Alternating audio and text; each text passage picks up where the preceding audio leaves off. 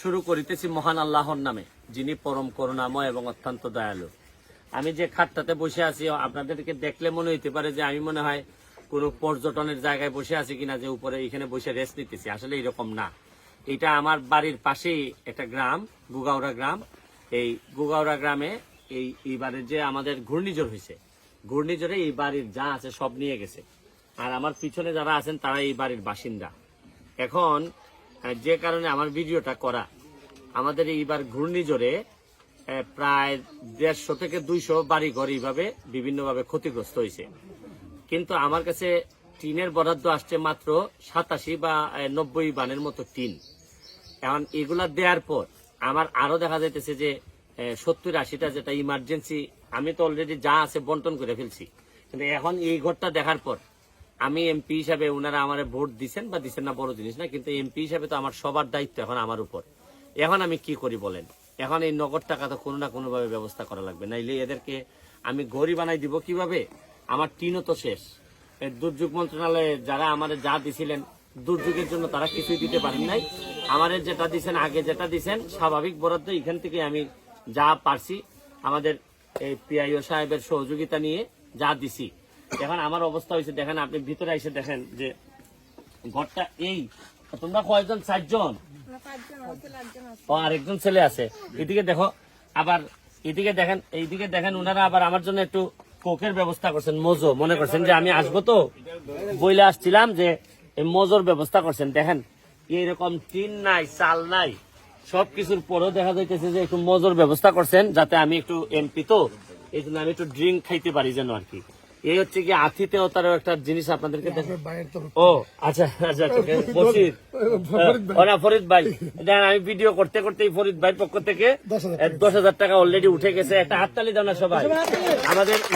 আমাদের এলাকার উনি একজন বুল্লা ইউনিয়ন, আমার পাশের উপজেলার উনি একজন ব্যবসায়ী মানুষ।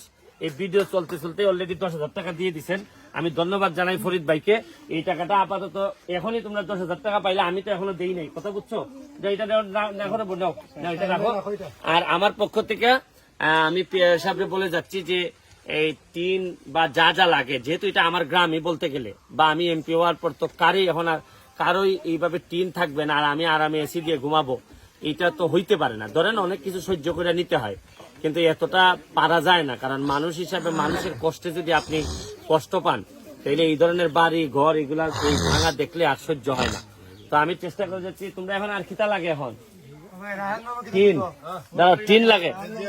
হ্যাঁ রায়হান, ও রায়হান আছে। আচ্ছা আচ্ছা আচ্ছা, আমাদের রায়হান সে উপজেলা চেয়ারম্যান প্রার্থী। আমার ভাল লাগছে যে বাচ্চা ছেলে, কিন্তু সে তার যে হৃদয়টা, কলিজাটা দেখে আমার ভাল লাগলো। এখানে কত?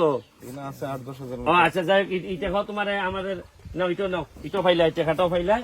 এখন আর কিতা লাগে তোমরা? টিন আর হ্যাঁ, আচ্ছা কিছু টাকা দিলে পরে খাটকুট গুলা বানাইয়া। আর টিন কয়বান লাগবো কেন পিয়া হিসাব? কয়বান লাগবো? 5 বান লাগবো। 5 বান লাগবো। তাইলে টিনের ব্যবস্থাটা আমরা করে দিতেছি, আর এইগুলা দেয়া এই ঘরটা করে ফেলো, ঠিক আছে? ওকে, ঠিক আছে বাবা। আর পড়াশোনা করেনি এরা?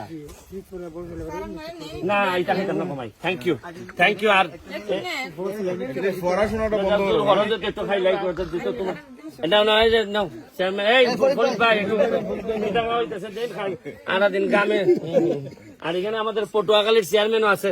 পটুয়াখালীর চেয়ারম্যান একটা গ্লাস খাও। আপনার কিরকম লাগতেছে? খুশি নেই আপনারা? এটা ভিডিও লিয়ে লাভ নাই, এটা ইন্টারভিউ লিয়ে লাভ নাই। আপনি এমপি বানাইছেন, এটা করতে মানুষ। যাই হোক, আমরা একটু মজো খাইতেছি। আপনারা আবার ভাববেন না যে এটা গ্লাসটা কালো লাগে। আপনারা সাংবাদিক তো আবার কেটাই কোন ইউজ করে, বোঝা বড় মুশকিল। কেটাই কি কইয়া দেয়,